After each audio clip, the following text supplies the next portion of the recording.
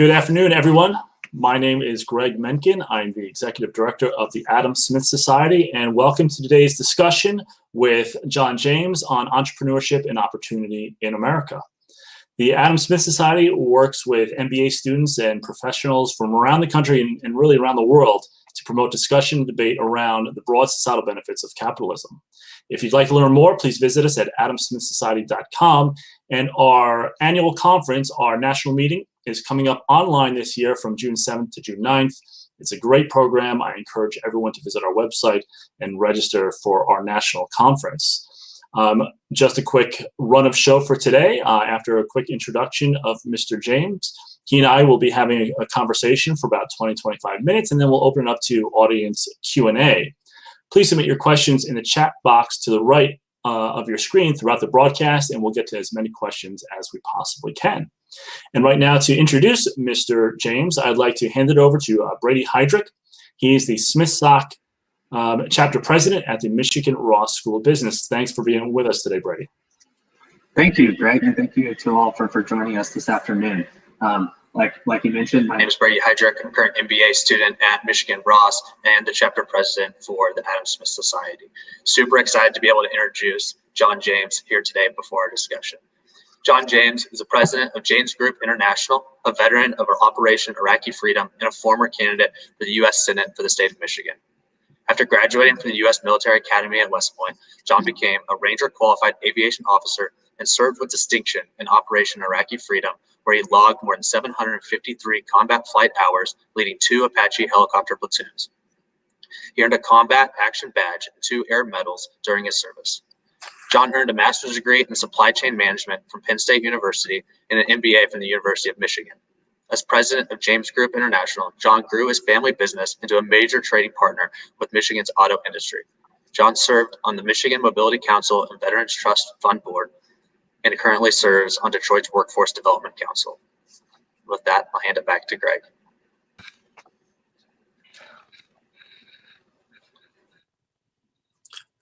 Thank you, Brady. Mr. James, thanks so much for joining us this afternoon. It's really an honor, and first and foremost, thank you for your service to our country. It's an honor to be with you today. Well, I appreciate you having me. I'm looking forward to my continued service and wherever the good Lord would send me. And today, we're going to start with the Adam Smith Society. All right. Well, God bless. Thank you so much. Mr. James, you've spoken a lot about the American dream and your own family.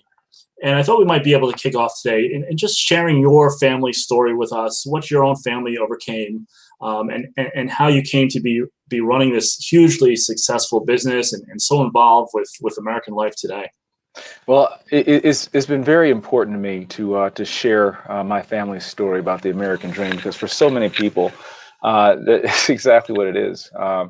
It's a dream. It's a fantasy. It's out of reach. It's something that you hear about in fairy tales and storybooks about being able to pull yourself up by your own bootstraps and being able to work hard, keep your nose clean, get an education, and succeed. And that's not the case for too many people around the country. So one of the biggest reasons why I ran, one of the biggest reasons why I serve is because I feel like those of us who have blessings have an obligation to be blessings to others, using the opportunities that education and capitalism and mentorship and networking bring us to kind of help other people along. I was raised by a pair of Democrats from the Jim Crow South who taught me to believe that not to accept table scraps, but the United States of America itself is my birthright. And by doing the right things, by putting myself in the right circles, I could be in a better position to help others. My parents got that mentality from a generation that knew that the only way out of desperation in 1941 and earlier in Mississippi was through education, staying out of trouble. Because before my father was my grandfather, who was amazing. Before him was a sharecropper. Before him, slave.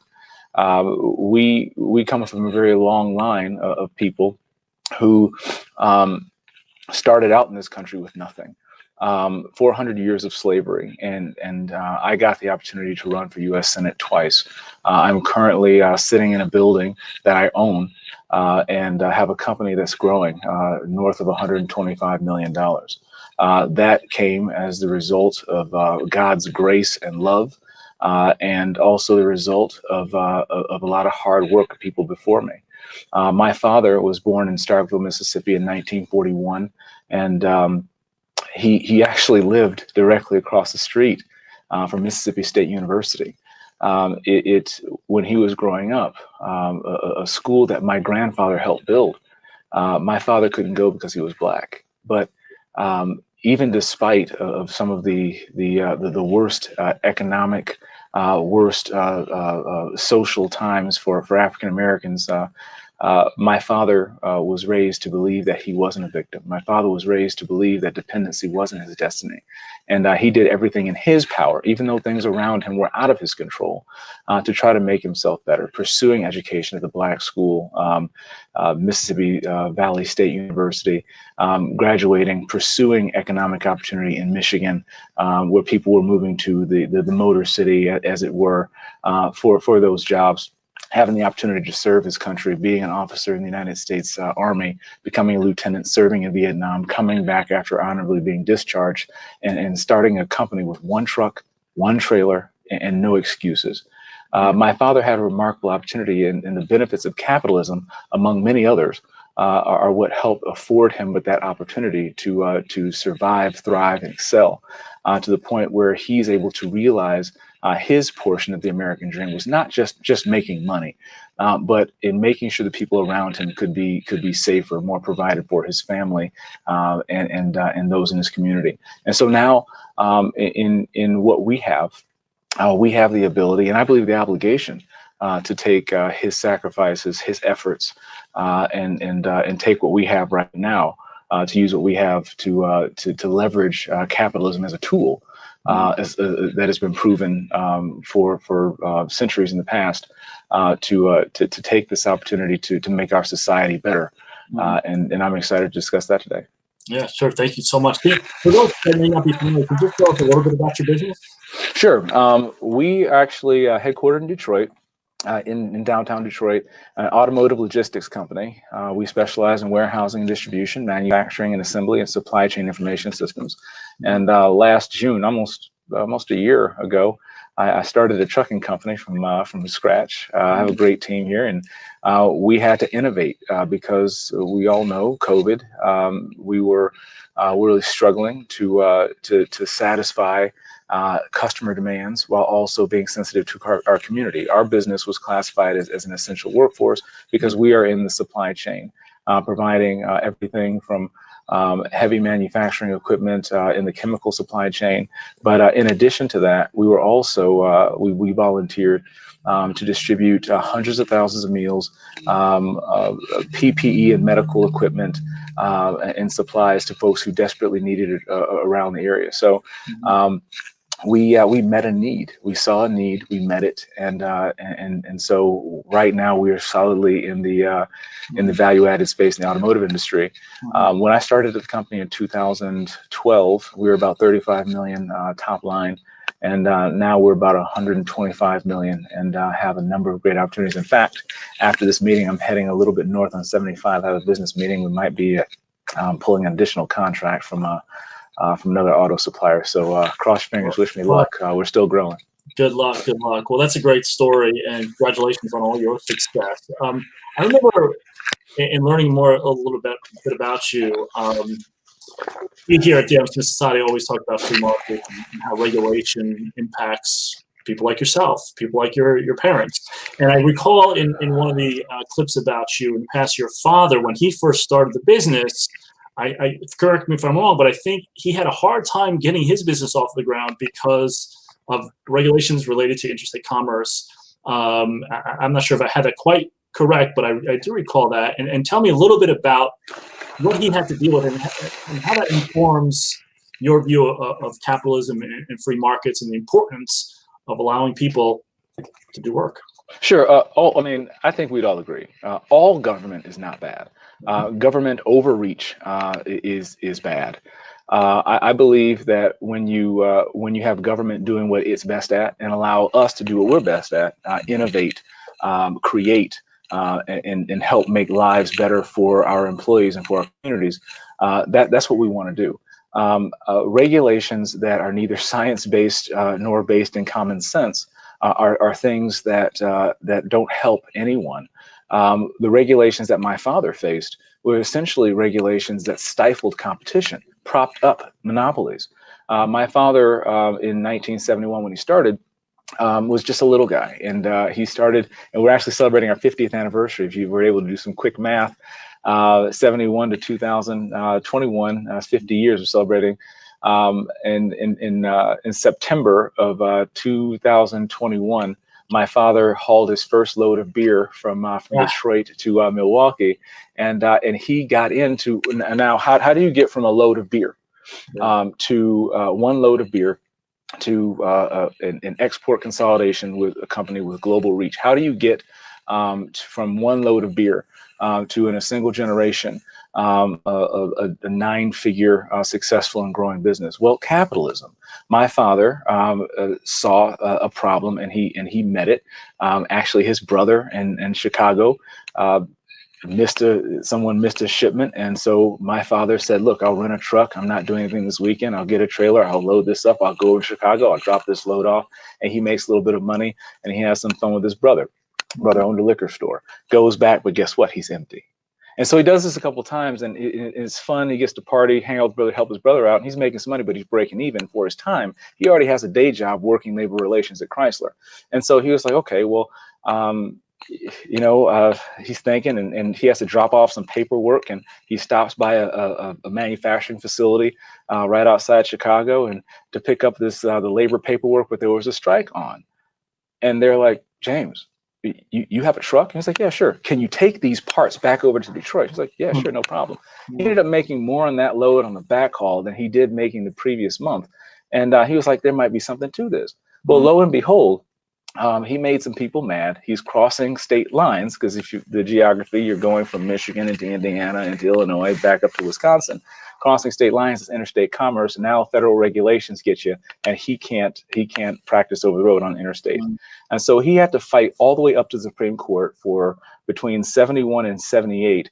He actually didn't end up winning, but the actions was able to garner so much attention that this was not only a win for him to be able to practice it and grow his business, but it was a win for small businesses all over the country, not just for Black businesses, but business, not just for him, but for everyone. And he didn't see himself as a freedom fighter or anti-regulation, because he's not. Right. But he just wanted to be able to compete. He wanted to be able to grow. And he was innovating, solving problems along the way, and was able to take his trucking company, move it into other logistics opportunities, and able to diversify from there. So I'm really proud of my dad, and that wouldn't have been possible under too many other systems of government to beat those regulations and to be able to help solve people's problems and needs. And I'm proud of him. It's a fascinating story. Mr. James, we're getting a little feedback on your mic there, maybe rubbing it up against the deck or something like that. I don't know if you could just kind of... Maybe I can hold it up. Hold it up, maybe. Better? Yeah, I think that might help, but thank you. So let's talk about capitalism and some of the perceptions of capitalism today. There's a lot of talk about growing sympathy for socialism, and however you want to define socialism among young people today, and that's largely our audience. What kind of dangers do you see in this trend, and what do you think can be done to counteract it and to promote a positive narrative about the true societal benefits of capitalism?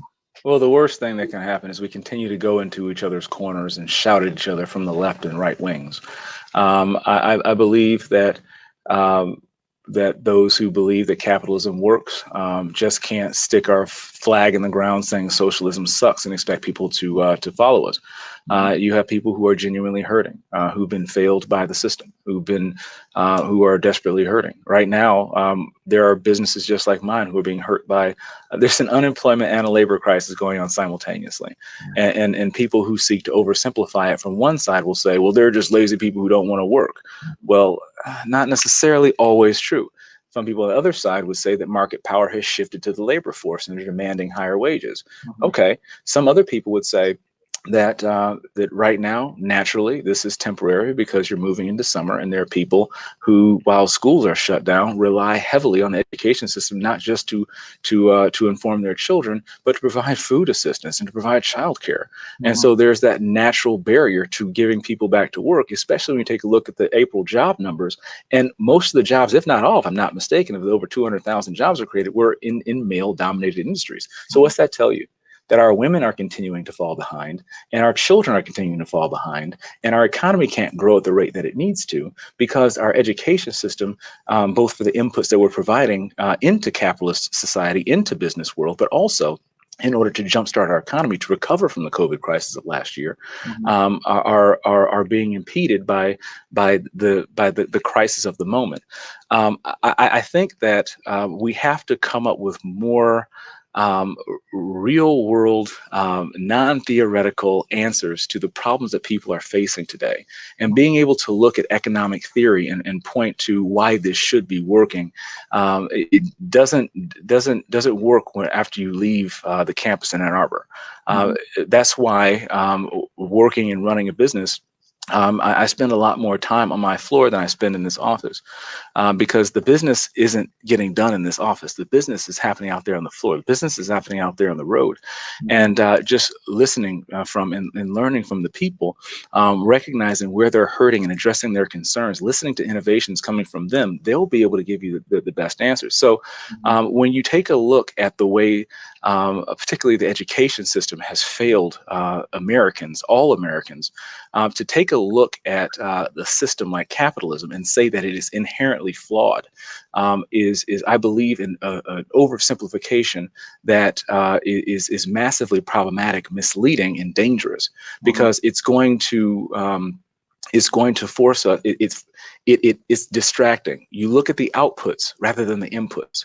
What I believe we should be doing, and whether you're an advocate of socialism or capitalism, I think that we can all agree that we need to spend more time looking at the inputs and addressing the inputs into our capitalistic system, and addressing the inequities that we're seeing in schools, socioeconomic inequality, the inability for people to excel and exceed. Because when you give everybody the tools that they require to be successful in a capitalist society, then I believe that that's long term how we're all going to be successful. So right now, for people who are hurting, I'm not going to be able to go out there and say work hard and do your best when you look at the literacy rate amongst adults in say places like Detroit that struggles to get north of 50%. I'm not going to be able to talk about the niceties of competition in fair market for people who are struggling to feed their kids. We're going to need to figure out some kind of logical, reasonable way to cooperate until we can bring everybody up to the point where folks can compete equally on equal footing. I believe that capitalism is the best method to do that. But there are people who are hurting, and people are going to go to where they're going to get the most support. It's human nature, and you can't fault people for it. So I think that those of us who are have the luxury on a Tuesday afternoon to listen to a talk like this, have an obligation to take this time and the opportunity and the resource and the tools that we've been given to make life better for those who don't have these resources. Because we can't expect people to turn away a stimulus check when there's no other alternative for too many people to survive. So let's explore that a little further if we can. You talked a little bit about education and some other things. How can we open up opportunity for more access to the American dream for more people? What kind of ideas? What kinds of things can we be doing there? Well, I think that the best thing we can be doing is address the American education system for what it is. It is disproportionately negatively affects African Americans, minorities, and those in white areas that are economically impoverished. Our education system is doing exactly the opposite of what it was created to do, which was help us move forward as a society. Our education system currently is a one size fits all assembly line approach where everybody is pushed through in a single cohort. There's no attention to the intrinsic value of the individual student and as a whole. Now, what individual teachers are doing, yeoman's work. What individual caretakers are doing, great, wonderful work, servants to society, and deserve all of our accolades and resources. But as a whole, I believe that most of us can agree that the education system is failing our youth. And I think that taking an honest look at any process that routinely, particularly in impoverished areas, whether they be Black or white, urban or rural, that are graduating kids from 12th grade in many cases with 4th, 5th, 6th grade reading levels, is something that we need to take a look at. Again, looking at the inputs rather than hyperfixating on outputs. Again, I think that doing things that ensure that our teachers and our children are the safest and most successful, and eliminating the digital divide in both our urban and rural areas. Looking at options like year-round school, boarding for at-risk youth, increasing mental health professionals, social workers, forming public-private partnerships in education, recognizing that our children are individuals, looking at particularly how we're failing males in our school system, and taking honest looks at what we're doing, and doing this without threat of being canceled or being shouted down, but really and truly taking an honest look at what we can do to make our future better and brighter. Because honestly, I don't care whether you're in business or on the battlefield. I've talked to folks in both, leaders in both areas, and they're going to take the people who are going to help accomplish the mission. I'm getting business not because I'm Black, but because I'm good. Now, have I gotten opportunities? Have I gotten into spaces because there have been focuses on providing opportunities for African Americans, for younger people, for veterans? Absolutely. But if you don't perform, you don't stay. And I think that I'm able to stay because I've been given the tools. So what can we do to give more people more tools? Let's talk about that. And I think that capitalism will be seen by more as something that's more approachable and not just a dream. Mm-hmm. So let's follow up on that a little bit. You talked about your own success in business. For you or any business person out there, whether it's a big corporation or small business, what obstacles are you seeing to entrepreneurship, either for yourself or to others? And how can we help these new entrepreneurs and startups really flourish? The biggest obstacle to entrepreneurship, I believe, well, let me back up. I actually saw something. I'm going to totally butcher it, but Elon Musk has been out in the world, on out there in our perception. He's everywhere, guys, everywhere. I feel bad bringing up Elon Musk without a picture of Doge in the background, but you're gonna move the market. You're gonna move the market. Oops. No. But he made a comment on Clubhouse during an AMA maybe a couple weeks ago. And if you're listening, maybe you can give us a comment on what exactly he said. But it was something along the lines of, somebody asked him, like, what comment could he give to inspire entrepreneurs? What could he give to motivate entrepreneurs? And his response was, if I have to motivate you, don't be an entrepreneur. And I thought that was extremely accurate and poignant, because it's true. Who was there to motivate my dad when he was hauling freight on I-94 between Detroit and Milwaukee in the snow in January? Who was there to motivate him when his knuckles got cut to the bone when he was changing a tire on the side of a road in pitch black dark? Who was there to motivate him when he came back exhausted, plopped down on the side of the bed, missed the bed, actually, my mom tells it, woke up an hour and a half later, then to put on a suit and go to a business meeting after driving a truck? There was something inside of him. And I would dare say that there's something inside of every entrepreneur that's not just about making the money. because the money doesn't come in first and fast. It's not just about that temporary tactical win. There's something bigger that entrepreneur is trying to solve.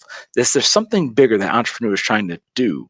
And finding that purpose is that intrinsic motivation, not just to make you better, but to make those around you better and society better. And recognizing that my father probably sat there in that truck by himself on those thousands of hours on the road, asking himself from 71 to 78, knowing that he could lose his license at any time. Why am I doing this? I feel stupid. I'm wasting my life. I'm missing opportunities. I'm waiting and I'm delaying starting my family. But there was something in him that kept him going. And there's something in you that will keep you going despite all the odds. So the number one thing that I would say, based upon my personal experience and the lessons that I've learned from my dad, is that the win is not going to come quickly. The win is not going to come first. My own personal experience, I mean, we all know I've run 2 Senate seats. I've lost both of them. But I look back on my history, and I haven't succeeded the first time on anything that I've done. Even in high school, I had to go to summer school first before I got into Brother Rice. Before I got into West Point, I had to go to prep school first before I got into West Point. When I graduated West Point, I didn't get into Ranger school. I had to go to pre-Ranger. And when I failed that, I had to go back through failed Derby phase and then went all the way through 2 times through Ranger school. I didn't get the Apache first time. I had to go through an extended course before I flew an Apache. I didn't get my wife the first time. She turned me down. And so I think that element of perseverance, when we look out there on Instagram and Facebook and Twitter, and we see the results, the outcomes of what people have, we say, how do I get that? I need that. I want that. And then we think it's going to happen in a week. We think we're going to be able to raise that capital in a year. And we think that we're going to be able to do it lickety split because somebody else did it. Well, you may not have seen their struggle, and you may not know their purpose, and you may not see where they started from or how lucky they got or the networks they have. But I believe is that perseverance, that purpose inside you that keeps you driving. And I think that is what's absolutely essential for entrepreneurship. And that is possible when you have the ability to actually to work hard, because under a socialist system, the power shifts not from those who can break into the opportunity, but from those who can break into the networks of the oligarchy, into the networks of the powerful. And it's a lot easier to progress upward in a capitalist system because those who have the money are motivated to make more, right? And so in order to make more, they have to, and again, we live in a flawed system that we have to make better. I acknowledge that. But in general, people who are in business are motivated to employ more people, giving them money, giving them more capital, and hopefully more opportunity to excel. Whereas in a capital or in a socialist or a leftist system, then people who have power tend not to give it back. So I think that the most important thing for any entrepreneur to know is to know that it won't come quickly, and to know that than just making money, because the money's important. But if you're just doing it for the money, then you'll probably quit sooner than maybe an Elon Musk or maybe my father, John James. Right. Well, I want to get into some audience questions in a moment. But before we do, I was going to ask you one last question, and as it turns out, a member did ask this question. So I want to close this portion, and then, Brady, I'll invite you back on to ask a couple questions as well. Liz Jesse, member of ours, asked, and I can ask the same question, that there are increasing accusations that capitalism itself is inherently racist. And we'd like to hear your perspective on that and your response to that. I believe that saying that capitalism itself is inherently racist is a commentary, an unfair commentary on our fellow Americans. I think Charles Barkley said it best when he said that he believes that most people are good people, whether you're Democrat or Republican. I believe that what we see on the news is politicians and pundits driving us against each other to maintain their power and their ratings. I believe that capitalism as a philosophy cannot be inherently racist. just like a car can't be inherently dangerous, but somebody who's drunk getting behind the wheel can kill somebody. I believe that, again, if you want to take a look at something, you want to take a look at systemic racism. You want to take a look. People like to point fingers at folks in red MAGA hats, but they're not pointing at the issue that there are people in black mortarboards walking across the graduation stage who can't read above a 7th grade level, because they've been in a system for 12 or 13 years and they didn't get the tools they needed to be most successful. Now you ask yourself, who's going to have more of an impact on that young man or woman's life? An overwhelming majority of those who happen to be poor and or black, minority, whatever, is going to be the failed education system that is run increasingly by white liberals. Now, this is something that transcends politics, race, gender, and I think that regardless of what's going on, I think that we have to take a hard look at the education system, because when you take a look at folks who are hurt the most by school being shut down, it's not the people like my kids, the blessed among the blessed, who can afford a private schooling, who can afford tutors and things of that nature. This is going to further increase economic inequality. And then we're going to point at capitalism as being racist. No, no, no, no, no, no, no, no, no. We have to go back to when the entire year of the 2021 school year, people shut down with no explanation, and there was very little effective alternative presented, because any talk of that would either not get support or people would get shouted down. This is something that we have to take a look at, and you have special interests who will get out there and say that they somehow care more about the children than the parents of those children.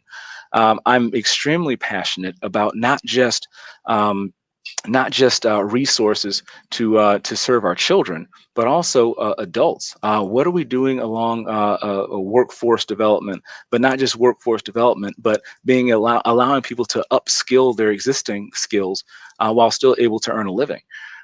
There's a lot of work to be done in our education system. And if we want to talk about systemic racism, if you want to talk about results, you look at for 50 years, Black folks have been failed by the education system, and having less tools to compete. But it's just fine. It's just fine to have folks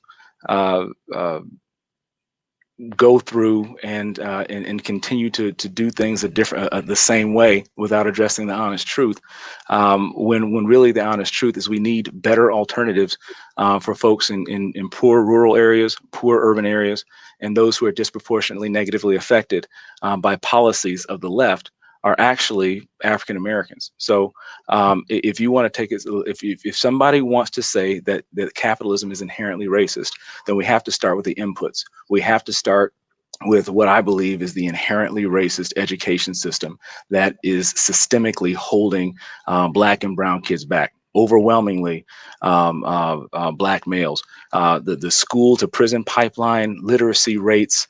The evidence is endless families falling apart, and we're just not looking at it. Mm-hmm. So we must do something about our education system, and fine, we can have that debate. We can talk about inequities and racism, but we have to take a look at who's running our education system and who is most damaged by it.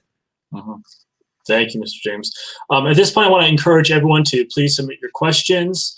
To kick things off, I want to bring back online Brady, again, president of our Smith-Side chapter at Ross, to kick things off. Thank you, Greg, and thank you, Mr. James, again for your time today, sharing a really impactful story and incredible insights. We've talked a lot about opportunity for Americans, and a lot regarding education, but a lot of in terms of kind of K through 12. And I'd like to drill in a little bit more to post-secondary education, if you don't mind, really kind of regarding the increasing costs that we've seen, and wondering what your perspectives are on, do these rapidly increasing costs limit the opportunity for Americans by putting a ceiling on certain individuals in society? And do you think that there's another answer outside of free universal college to maybe limit this moving forward? Look, everybody doesn't need to go to college. I mean, I have two master's degrees and an undergraduate from West Point. I'm probably I have more pieces of paper on the wall than most people. I understand the value of education, but not all, and certainly not the best education will you find in a book in a classroom. The best education I think you can possibly get is out in the real world, and I think that. The college industrial system that is support. When was the last time you saw a popular coming of age movie that was about a trade school? And when you look at other alternatives, like maybe getting into the military, serving your country, when you look at the military movies are either a joke, they're farces, or they're social commentaries on the evils of war, which war is evil. But when you take a look at these, all you see is Animal House and glamorizing going to school and partying. And school is fun, but the purpose of going to school and getting an education should be to better yourself, to better society. And so we create this glamorized image of what college should be, this fun utopia, when really it should be to get the tools that you need to be successful. When you take a look at the courses, I mean, some would even call it, if this were out in the real world, some of the situations we're putting our kids in could even be construed as predatory. Back in the late aughts, like 2007, 8, before the economic recession, Kathleen Madigan, actually one of my favorite comedians, made a joke about being able to get a loan for $400,000 as a birthday clown. And then you look at this and you're like, well, who is giving a birthday clown $400,000 to buy a house? What would be that birthday clown's ability to pay that back, and not just to pay the bank back, but be in a position to continue the rest of their lives? Well, we have people taking out exorbitant loans, which, talking about racism in the education system, Black kids have overwhelmingly more debt than their white counterparts, and these are barriers. And so if I'm getting an education in an occupation that I have very little chance of paying that back, then now, and by the way, other debt, there are ways to work out other debt, but not educational debt. The schools get their money. The schools with these billion-dollar endowments get their money, but the kids get screwed.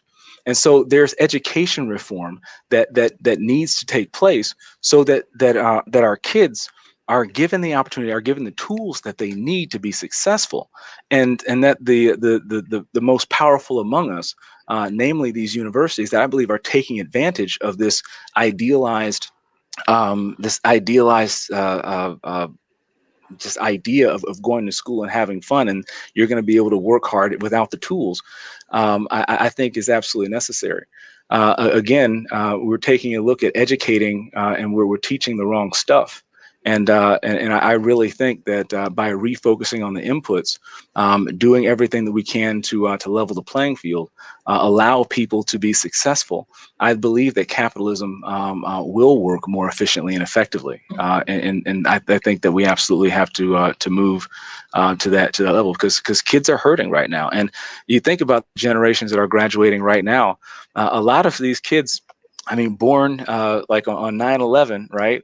I've gone through a couple recessions and a global pandemic, and now we're about to push them off in the world and say, by the way, a little bit of the time that you were supposed to be being educated, you were behind a computer screen. Good luck. And by the way, if you get into school, in order to get into the best school, you're going to have to lever up with debt. And so you're going to have to go to some place to work your tail off, and you're going to delay getting married, buying a house, having kids. But oh, by the way, the birth rate's declining, and you're going to now jeopardize Social Security for people later on in life, even yourself. So but we're also going to need you to sign up for healthcare, because we need your young, healthy body to subsidize everybody else's. So the situation that we're putting our young people in is a crisis waiting to happen.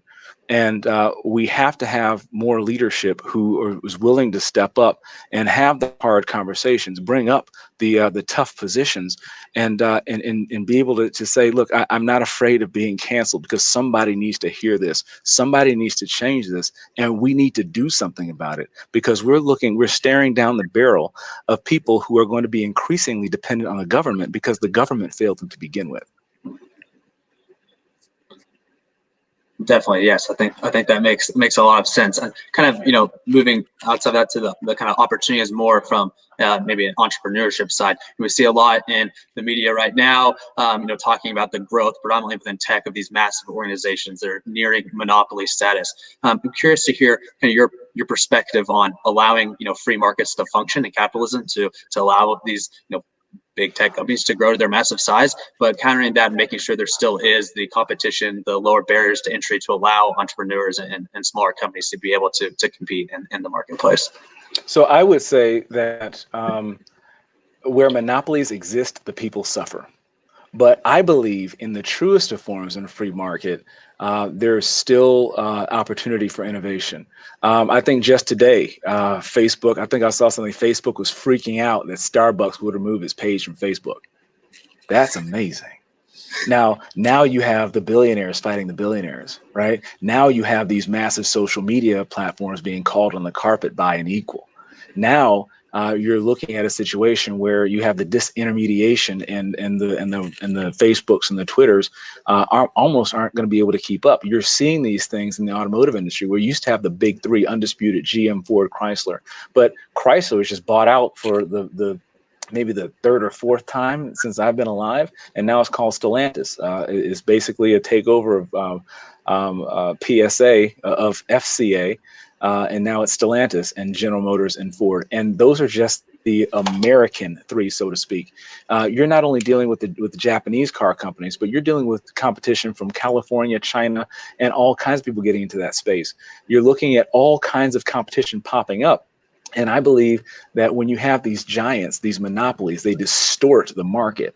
And I believe that when you have more players, when you have more competition, you provide more options and more sources. And these large giants are able to distort the regulations, the rules as they are to play to their advantage. But as you have common sense deregulation, you now make it more easy for the little guy, like my dad with one truck and one trailer, to compete with the largest companies, which is, I believe, a benefit of deregulation in the capitalist system that would not be in place in areas that would have regulations that would protect these big boys. So I think you're going to start seeing more of this accountability of large, particularly tech companies. And I think it's good, because I think that disruption in our education, in our social media world is definitely long overdue. I think that getting ideas out there in the public space when we need more creativity. I mean, I'm just going to kind of go off on a tangent for a second. I'm totally sick of these movie remakes. I mean, how many more superhero movies can you possibly make? And Donald Glover, one of my favorite artists, made a comment recently that he's looking at his peers in the entertainment industry, and they are not testing their boundaries. They are not perfecting their craft. They are not innovating their skill set because they're afraid of being canceled. I think that particularly in the social media space, the more options that people are given, the more opportunity we have to communicate and speak freely without being bullied, because that's crap. Then I think that that you're going to have more ideas out there, and society will be made better for it. I think we can all agree that disruptive innovation is beneficial to everyone. Yeah, Facebook is the Philip Morris of our time. I think that the mental health devastation that is wrought on our people, particularly our children, will be felt in decades. We're going to have to deal with it. We're not talking enough about the mental health issues that we're seeing, because social media is the toilet bowl of the internet, and that needs to be addressed. But addressing that from a government standpoint shouldn't be our knee jerk. I think that what Starbucks is doing with Facebook is exactly appropriate.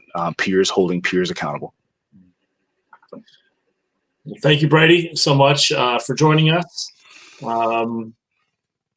We're going to just wind down shortly here. I want to get to another question from one of our members, and this ties back to education, trade schools, and the future of jobs and work. So the question comes from Alexander. A lot of Americans are concerned with jobs being automated away, and for many, not having college education means not having access to better jobs. Again, how can trade schools be promoted in such a way that acknowledges the way jobs are changing? Well, I think that there's trillions of dollars being pumped into the economy, and I mean, as long as the money's out there, I hope that our political leaders have enough real life experience to understand exactly what to do with it. You look in California, and I think Gavin Newsom's trying to buy some votes by giving more STEMI checks, and I don't think that's necessarily going to long-term benefit the people who desperately need it the most. Of course, I've already talked about how education, I believe, is fundamental for our nation's economic growth, our national security, and the long-term path of prosperity for everyone, regardless of race, color, and creed. But to your question, mothers and fathers need to feed their babies now. Right? All this theory isn't going to make a lick of difference with a baby crying at 3 o'clock in the morning because they're hungry. Right? So I think that focusing on adult education, allowing people to enhance their careers by learning trades and skills that are in demand right now while also being able to earn a living, that's very important. I think is absolutely essential. I'm on the Detroit Mayor's Workforce Development Board, and I've had my eyes opened, even as an entrepreneur, even as a business leader in Detroit, seeing some of the struggles that my people go through. Now, I can help the couple hundred people who are under my care, but what about the other 10 million people in my state? What about the other 325 million people in the country? I think that until I hope that these leaders in Congress and in the capital cities around the country take this massive influx of money that's out there, and rather than trying to use it to buy votes, invest in the education system to make sure more money gets to the classroom, less special interests are being taken care of, and we look at outputs, we maintain accountability of how that money is being spent, and we report back to the people. I think that looking at infrastructure and food and nutrition, and looking at focusing on working adults who live in opportunity zones, I think we have to do that because again, when you're hungry, like hunger doesn't care about your skin color. Poverty doesn't care about your sexual orientation or your gender. Right now, focusing on getting people the resource they need to be successful. I believe focusing on basic literacy, numeracy, essential interpersonal soft skills, training, workforce development, public-private partnerships, working with the larger businesses who need labor. Businesses are incentivized to. I mean, you have McDonald's giving out $500 bonuses to show up for work. You have businesses that are shutting down production, leaving profits on the table because they can't get people to work. Now, what if they shared some of those profits to people who would actually show up to work each and every single day? I think you have motivated businesses right now that can make long-term investments in people, and train them. And I think that public-private partnerships, working to help tear down the barriers to economic opportunity for people who've been failed for generations.